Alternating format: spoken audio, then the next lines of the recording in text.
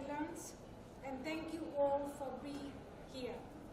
It is a great honor to be part of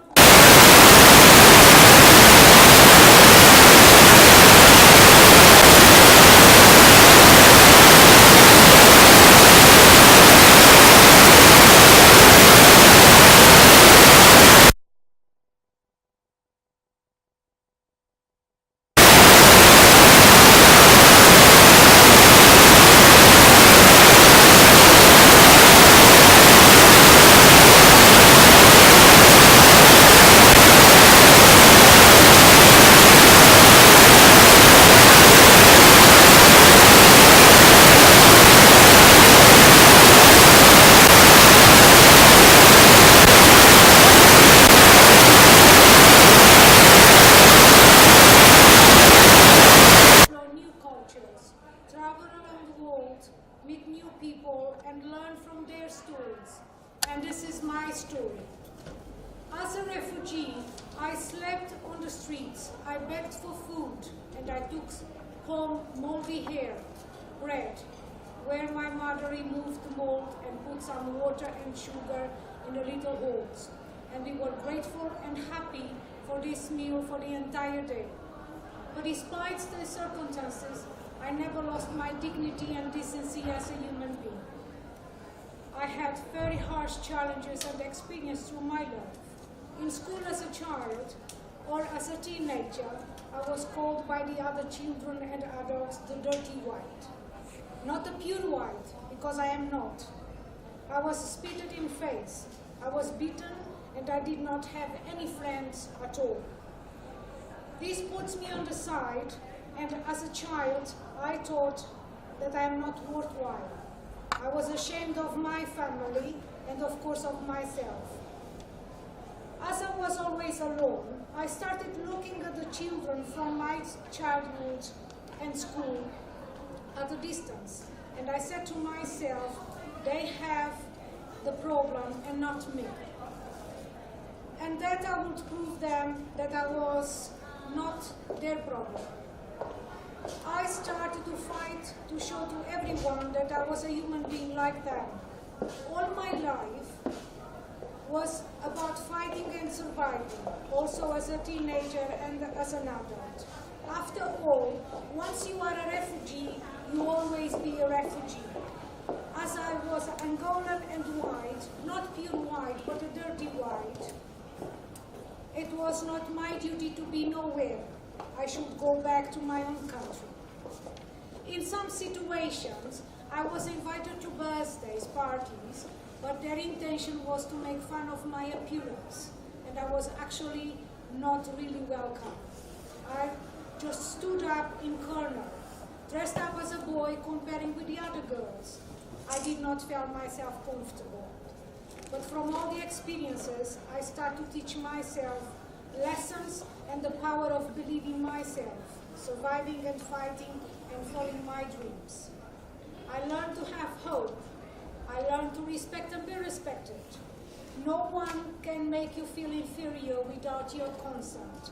That was Eleanor Roosevelt. Today as an adult, I realize that it took me so many years to understand that I was a survivor of bullying. But actually, the bully has the deeper problems, not me. The bully has the mental insecurity, the lack of self-confidence, the fright of being rejected and not getting attention otherwise. Bullying is the only option in their mind to get attention and not rejection. In the end, I realized that actually I felt sorry for them. Now, as an adult, I can say I forgive them, and I keep forgiving for what they done to me. When I was a child, a teenager, or yet as an adult. After all, because I understood that they had a problem.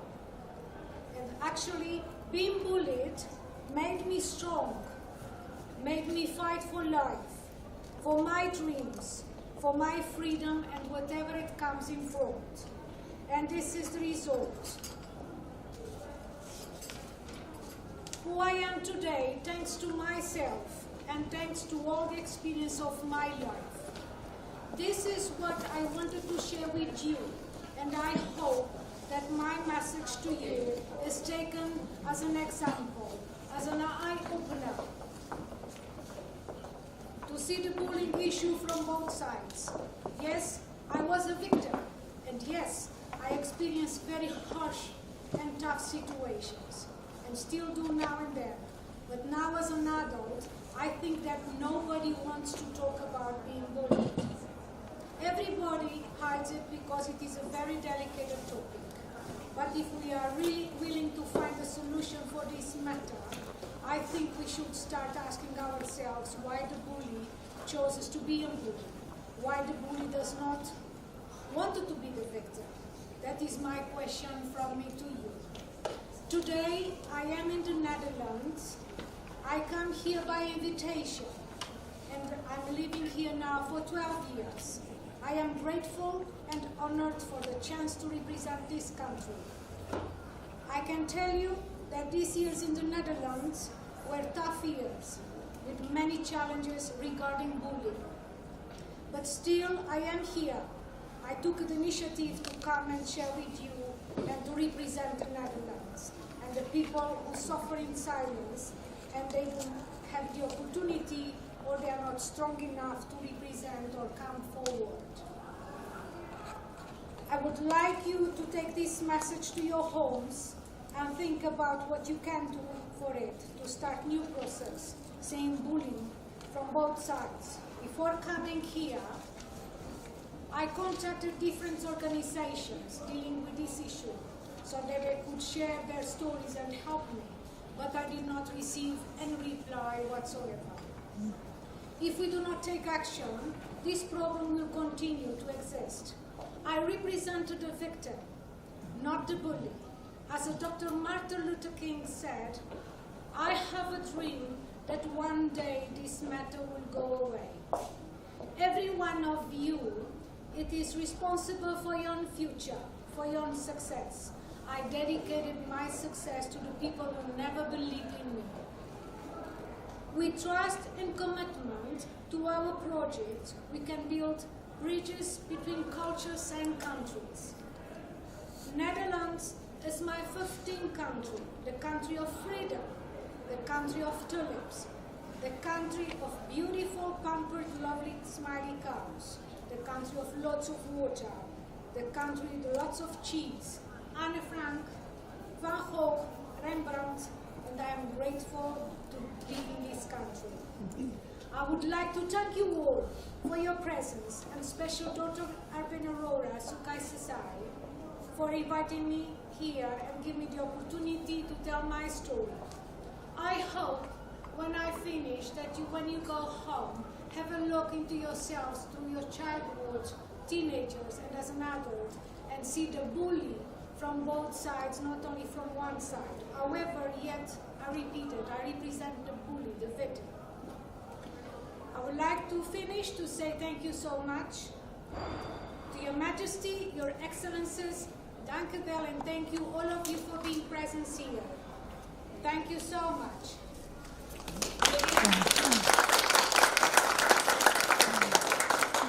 Within me is a reflection of your weakness.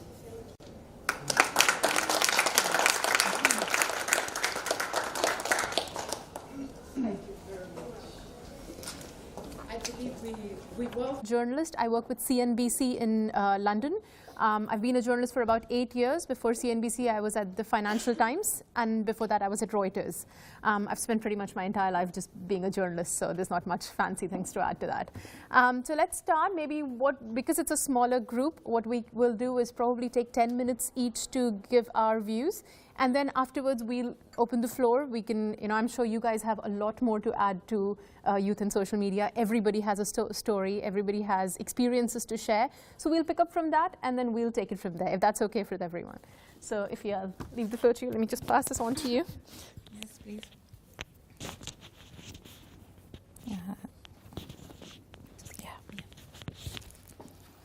So as she said, my name is Ify.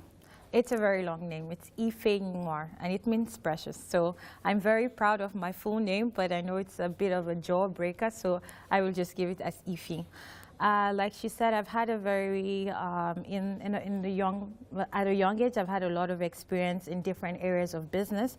But what I think really interests me has been communication and marketing.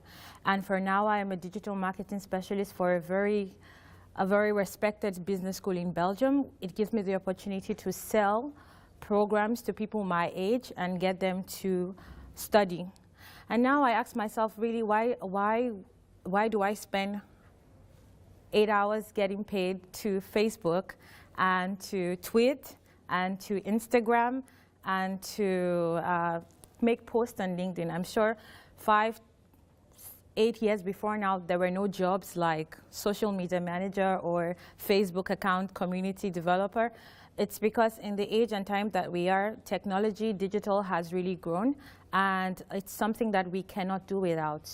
Not being digitally active will be as good as not being existent, because a lot of our audience are online, and they access us and they reach us on Facebook or on LinkedIn, and we sell ourselves also using social media.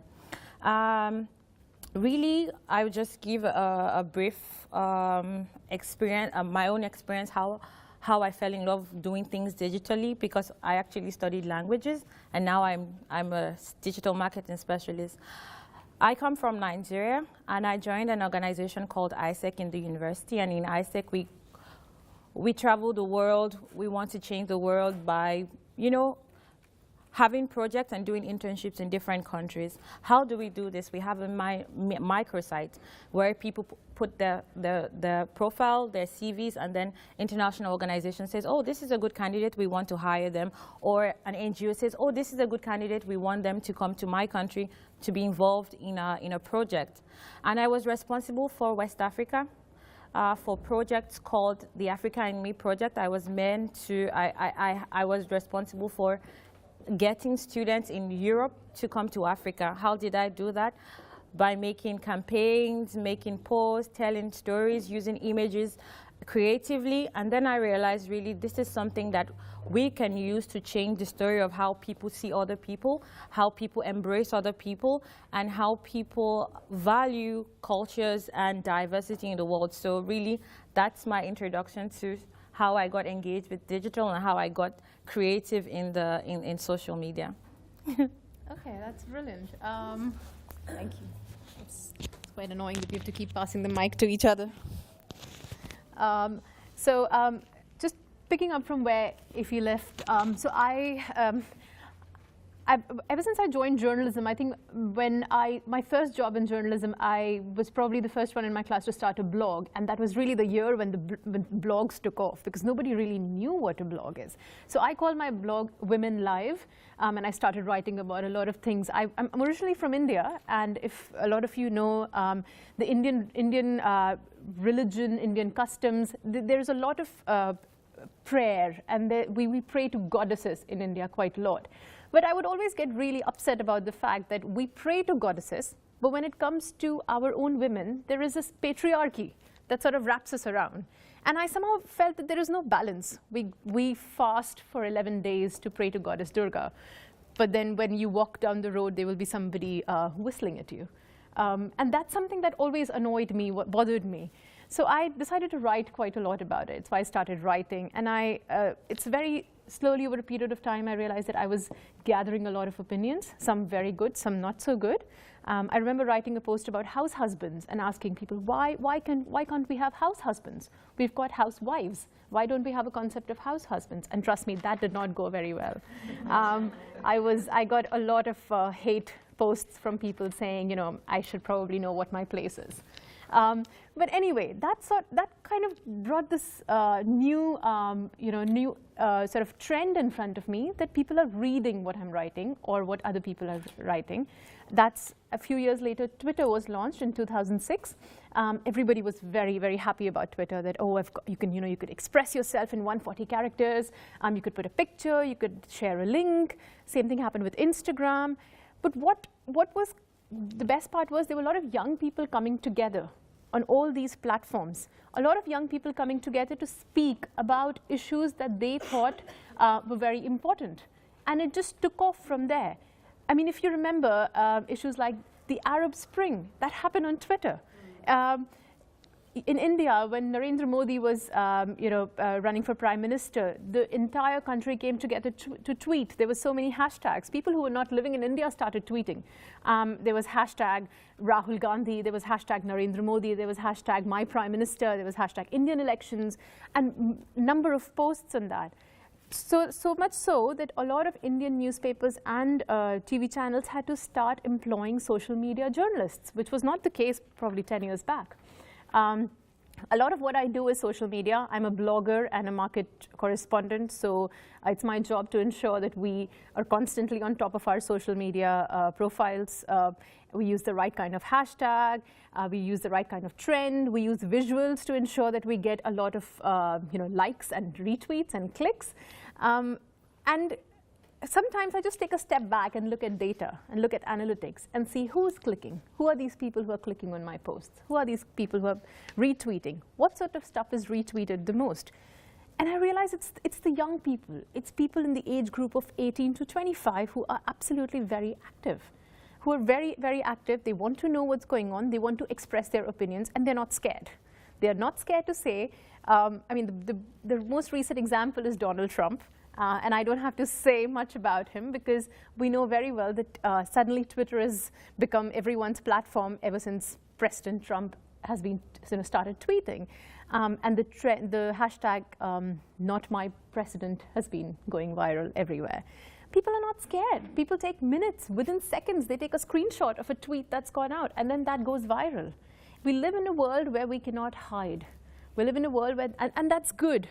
Maybe 50 years ago, 40, 50 years ago, you could have got away with a murder, a crime, as a government. If you are not taking care of your people, you could have got away with it. But today, you cannot get away with it. Every government is responsible. They're accountable to their people more and more because of social media. And I think that's a great thing. Of course, there's always a bad side to things. But I want to be positive today. And I think every single government in this world has a responsibility, an added responsibility to their people, to their young people, to their women, to ensure that we take care of you. And that's great. I think that's a great trend. So I'm going to leave it at that, and I'm going to open the floor because I'm sure you guys have a lot more stories here as well. So let's hear from you. What do you think? If you have any questions for us, if you want to contribute to the conversation, and we'll take it from there. Someone asked a question. Yeah. Maybe you can repeat the question. Sure. Because you got a mic. Okay. Yeah, we'll keep the mic in our hand here. Do you want to say something? Yes, please do. Yes. It's great that we have only 2 people because that means everyone can participate. Just many of us remember the picture that Michelle Obama had with the Bring Back Our Girls. Well, I started that movement in a way. Why? Because it got to a point where I was an intern in Germany, and I said, I cannot take this anymore. I'm Nigerian, I cannot do anything about it, but how can I make my voice heard about it? So I started a petition, and I started tweeting. I didn't know what Twitter was, honestly. I never had used it before, but I started tweeting at every single person, every single celebrity, anyone who was on Twitter, whose name popped up on Twitter. And at the end of within 3-4 weeks, there were 1 million signatures.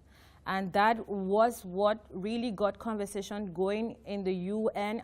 I got calls from the UN women saying, we are on your side. Don't make a petition for us. But these were things that got conversation going. Why? Because I didn't know the power of social media, but I discovered when I put that petition online and when I started tweeting at people, because why? I felt really passionate about something that was going on in my country that I couldn't do anything about. But I felt maybe someone will hear my voice if I did something. Why don't I dare? I can tell you that my family was not 100% in support. They were like, what? But it was a scary period for me because I didn't know if someone was going to come after me. We're talking about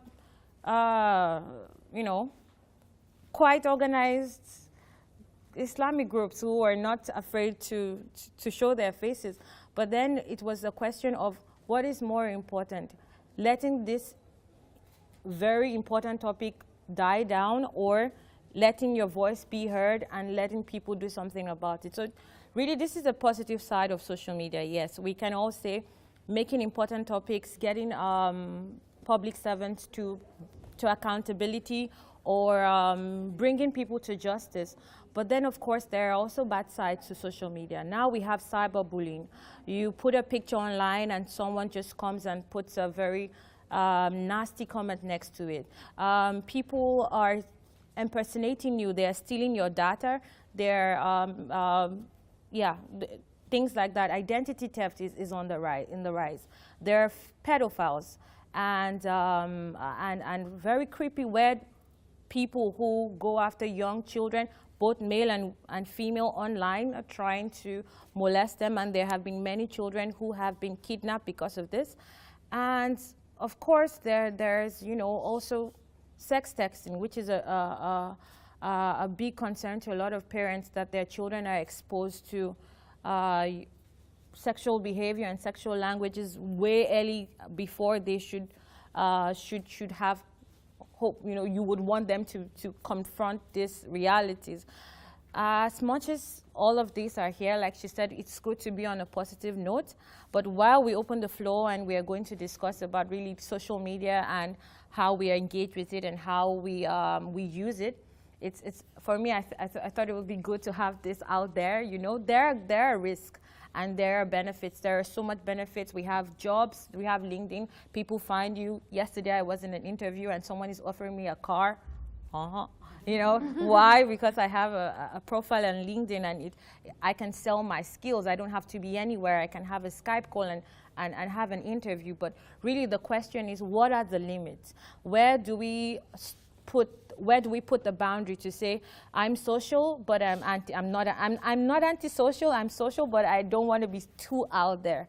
And really, how do we come up with the concept, or how do we come up with guidelines for the younger generation? Because I can say I'm getting a bit older, but I know someone who is 14, someone who is 15 is more vulnerable and doesn't have as much guidance to how to use social media and how to, and all this information that they have access to, and really what can be our contribution as women, as leaders, as sisters, as mothers, to improve the social media culture that we have now. So it's a good time for us to interact. Okay, brilliant.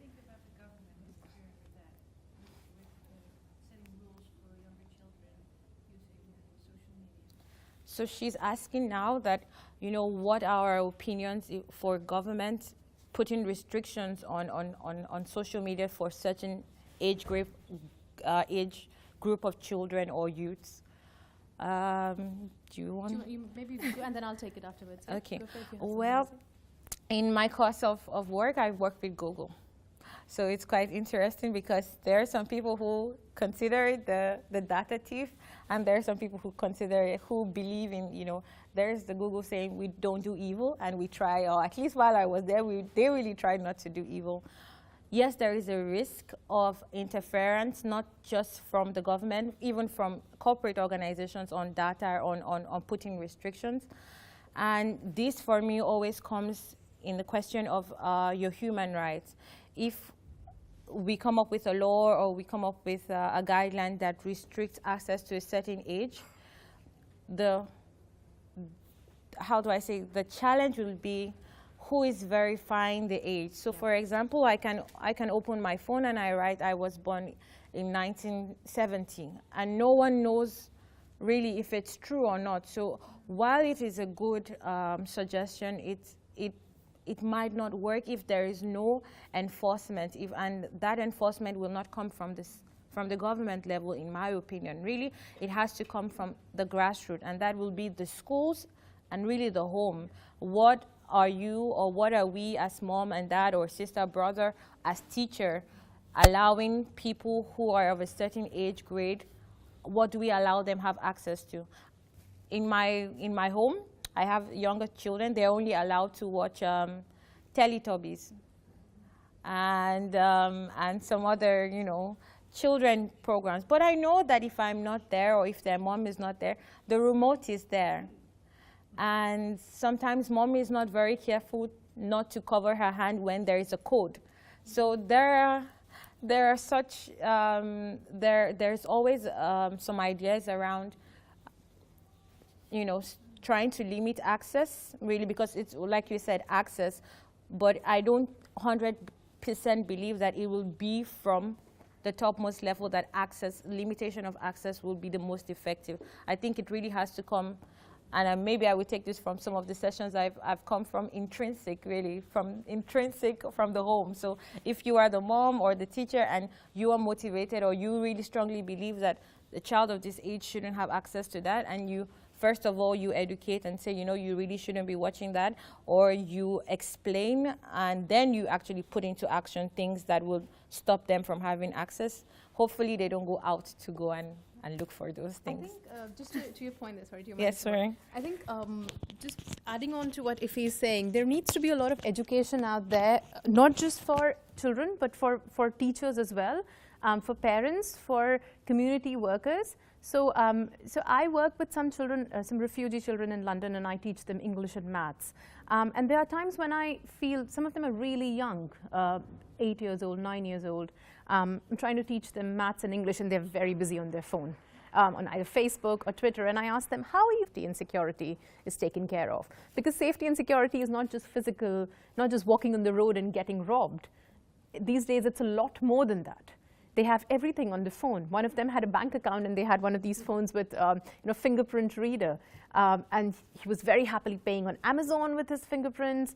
He's accessing his bank accounts. And I said, you do understand that there is cyber attack. There is risk. It's like going into your house, giving somebody your passcode. Anyone could just enter your house. But they weren't aware of this. So I think there's a lot more education that's needed generally, not just for young people, but for people our age as well. Because some things we just take for granted, don't we? Yeah. I think you've been waiting for a long time. Sorry, I didn't mean to ignore you. No, don't worry. So this is youth and social media. I have a young cousin who was bullied, who almost committed suicide. Oh, God. She had to leave Washington, D.C., and she had to go to the Carolinas because she was super bullied. And I guess so her and her parents, the young girl, she's 12, and her parents want to do some kind of online marketing campaign. Right. And since, you know, she was saying she's digital market, how do you get it out there? How do you start a campaign? Because, you know, she wanted to do, because she's growing into her looks, right? Yeah. So, you know, she's not confident, she's insecure, and they like bullied her so much where they had to move, they had to get new jobs. So I wanted to ask you, or Yeah, sure. how Absolutely. would you start an online campaign, positive one, and make it successful? Like, how would you start that? What do you do? Okay, so you're asking how to start an online successful campaign. How do you reach out to more people using that campaign? So I think I'll pass it on to you because that's probably your. Okay. I would answer this in two ways. The first time that I was involved in a campaign, like I said, with the Bring Back Our Girls, it was completely unintentional. In an intentional way. I didn't know that it will go viral because I never had an experience with social media before. But I will say really passion, really.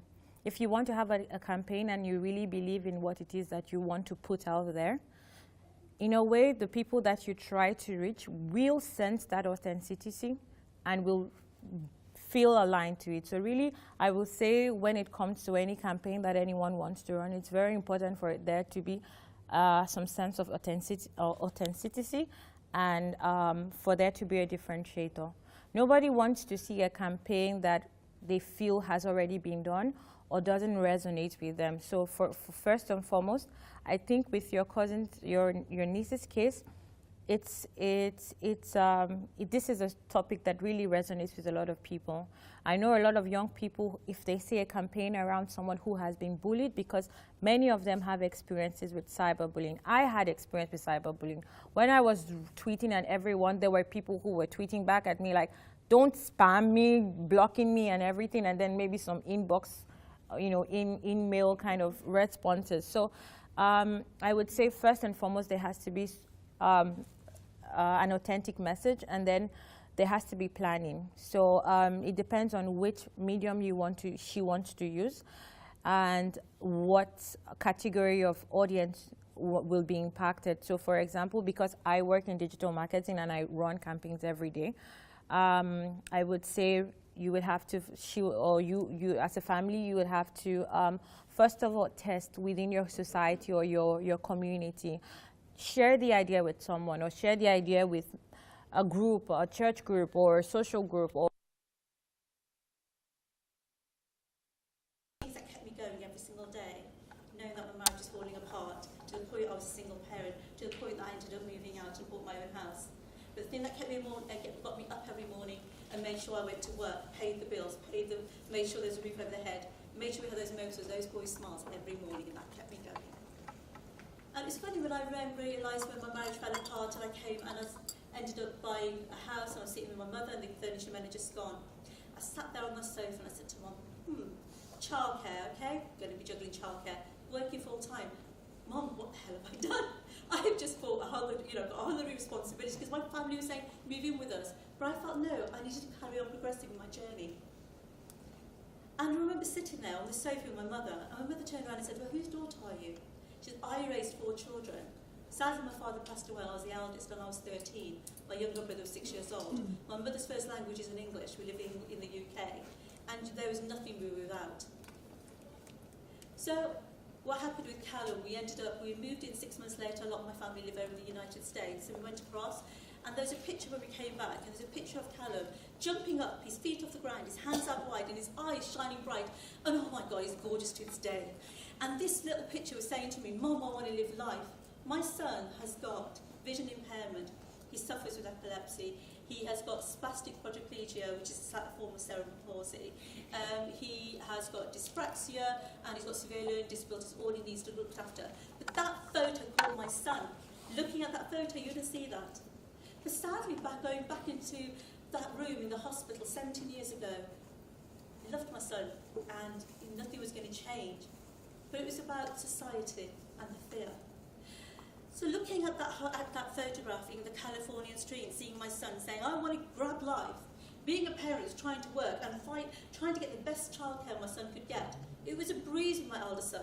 My younger son, oh my goodness me, must have 4 or 5 different childcare provisions that we tried, because his needs were becoming much more apparent and they weren't able to support him. But he's a child. Every child should have the opportunity to be amongst their peers and excel. What he needed love. He needed to be supported with, exploring his world, learning. Basic needs of every child. Yes, he had additional needs. He just learned how to do things differently. It wasn't contagious. He wasn't going to break. He just do things differently. So what ended up happening was, from looking at that picture, there's a wonderful saying you have to become the change you want to see. And that's what happened. I came back, my background is health and social care, developing services. I used to go to services where they were not actually delivering the services to, for example, the Pacific geographical area or a particular community, and I'd come in and audit and support them to do that and make sure those services fit for purpose. Came back, and there was a lot of research, etc., going in the UK talking about hard-to-reach families. Oh, if you're from a diverse community background, most likely, and the reason these families don't access our services is because they've got a huge big family, or it's because they're in denial of their child. So we started working with the families, and the families saying, actually, no, services need to come and start meeting us. In our community, they are the ones that are hard to reach. We want to listen to children's voices, and we ended up having 400 families attend. And basically we did a huge cultural day where they did yoga, dance, etc. We had young people interviewing each other. We'd work with disabled children how to use cameras. We had disabled young people the questions they wanted to ask. And the question we're asking is, what things do you want to do? What places do you want to go to? What makes you happy? What makes you sad? We took all the stuff the children had said to us for their voices, and we invited them to come to a music studio, and we had to include music song. Now, we talk about self-belief, and I had these young children saying, so when can we, and this is on top of me still doing my job, by the way, but it was very much like, oh, when can we go to HMV, one of the main stores? When can we see our song on there? It would be great to buy it. We did it. I said, why not? That was a fantastic challenge. We're here, but we did it. We actually had the song that the children developed in a mainstream shop for them to buy, all coded, etc. Now, the young people's voices, they had said some real key things, you know, about what they wanted, how they wanted to proceed, what they wanted their future to be. So we ended up making 10 standards. We were did the first ever Charter of Rights for Disabled Children and People, and it fits in with international conventions, Convention on the Rights of the Child. We took these we broke the standards into 40 jigsaw pieces, sent them across the UK, and we even had the Prime Minister signing up to it, all the national groups, and brought these children together. Now, in terms of example and self-belief, it was also in terms of working in a peer environment where mothers, what I faced being a single parent was the expectations are low. My children were supposed should be, you know, in terms of have poor aspirations or not achieve much. My eldest son now has gone to university's first year and studying chemistry, and he's got big plans, and I'm glad he has. And Callum, you know, despite all the odds against him and everything, he's been the inspiration of the childcare setup, would include me too. So what is Include Me Too about? It's an idea. So what our statement is, Include Me Too, is about inclusion, diversity, equality, and adventures. And adventures is about having the opportunity to have friends. Adventures is about having the opportunity to go out there and be employed. Adventures are about being able to have an education and go and have further education. And adventure is about having a social life. And adventure is about making your mark on the world. Because I believe that every single child shouldn't be invisible and they should make their mark in the world. And I think I've met the most extraordinary people. I've met extraordinary practitioners, academics, parents, carers, amazing young people. And what we're doing is we're setting an example and self-belief together. Because you cannot do this as an island, you have to do it collectively. There's a vision, and this is why I said I'm so full of gratitude here, because I'm hoping that I can share that things can actually happen, changes can start happening.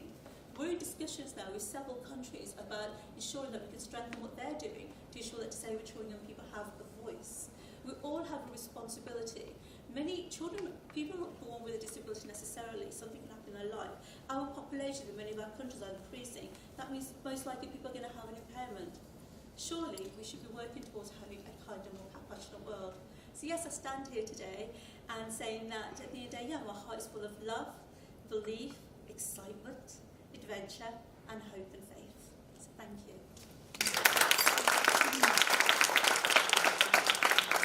You already heard half of it. Choose again some other elements of my bio so that it fits with the theme. I'm always asked why.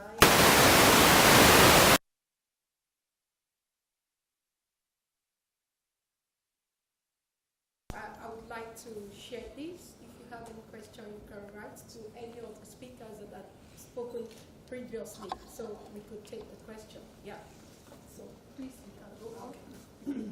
Why I was decorated by Her Majesty the Queen of the Netherlands as a knight. So first of all, I was very active. I was always inventing a lot of activities. I materialized a lot of forums in Syria between the Netherlands and Syria. I had a lot of cultural events in addition to business. But the most important thing was, if you remember, maybe you don't remember, in 2006 we had the war in Lebanon. So Syria was at the border of Lebanon, and we had to evacuate Dutch citizens who were living in Lebanon. So I was the first and the sole female honorary consul to Syria.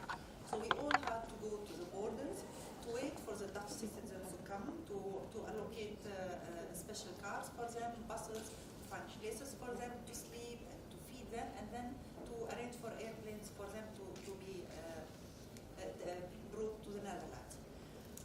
I was going every day since 6 a.m. I was sitting at the border waiting for them. You know, we were receiving a lot of pregnant females, sick children. They needed milk, they needed pampers, they needed medicine. So I was always going, but none of my colleagues, nobody was going to the borders. They were all sending their drivers.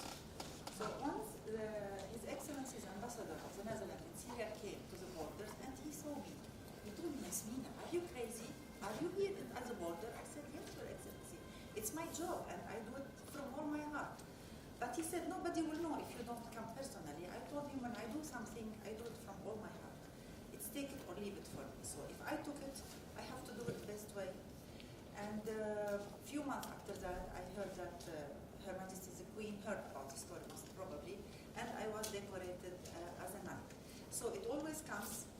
We should never wait to be decorated or awarded immediately when we do something, and we should never do anything in a purpose to be awarded later on. So it comes by itself. And we should know what are our capacities, where can we be good, and then to do it. I was telling you that I had a mall and 3 supermarkets in the rural area of Damascus in order to start this business for myself. I saw that now. I have children and I have to be a little bit far away from my family business, which is in shipping. So I went to the rural area of Damascus and I signed the contract on the 1st of March 2011. On the 15th, the war started. So I had just entered into a huge loan from a bank in Syria. And after 6 months, everything was stolen. I mean, the mall completely, you could not believe that even they burned it out. I mean, everything was stolen and then it was burned out. What can I do? It's civil war.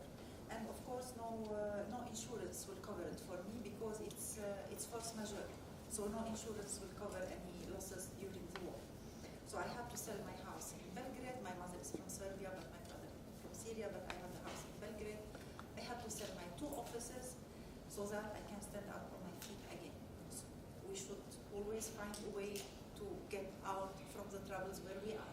I mean, I'm very sad that I have to sell all these properties, but at the end, I have to continue in a way.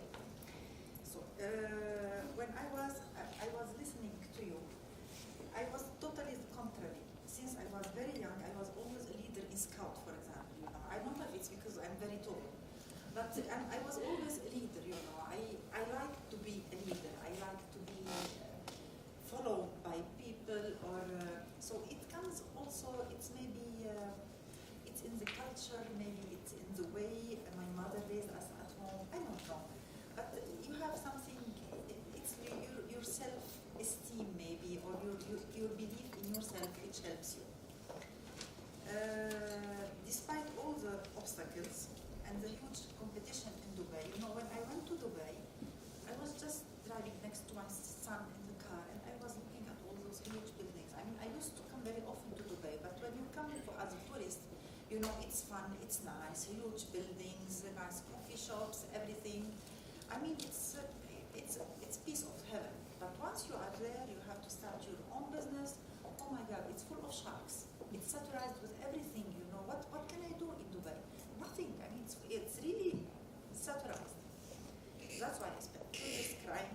You know, I was lost. I was uprooted. It was too hard for me to leave my parents, and for a reason which is, it's unfair. I mean, just for being threatened to be kidnapped, you know, they gave me 10 hours. They asked it for $50,000.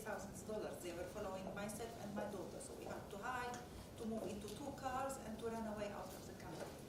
So it was not easy for me it took me 2 years, but then I started looking, so what am I going to do? I mean, I have to continue to start a career, to continue my life, and to do something. So that was my network. So now, once monthly, we are issuing a network letter. So I told you we have 7,000 companies or business people in our network. And we are issuing a monthly newsletter that for our contacts are receiving. And our network is expanding, and proposals or businesses are coming to us. So we promote for free, but once an interested party shows up, we are playing the role of a parrot. We are quoting and unquoting correspondences until it's done, or they agree to meet or to disclose ID. We take our commission, and then when a deal is closed, we have our broker commission. It's nice. It counts on our network, on our credibility, and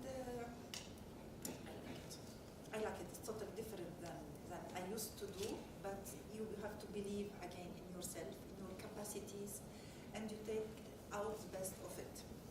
And again, I always like to conclude with some nice things. I always like to say, try and fail, but never fail. Never fail to try. I love it. It looks so much like me. Never get tired of giving your best. In the race towards excellency, there is no finish line and no age limit. And then the best is, a woman is like a tea bag. You cannot tell how strong she is until she is put in hot water.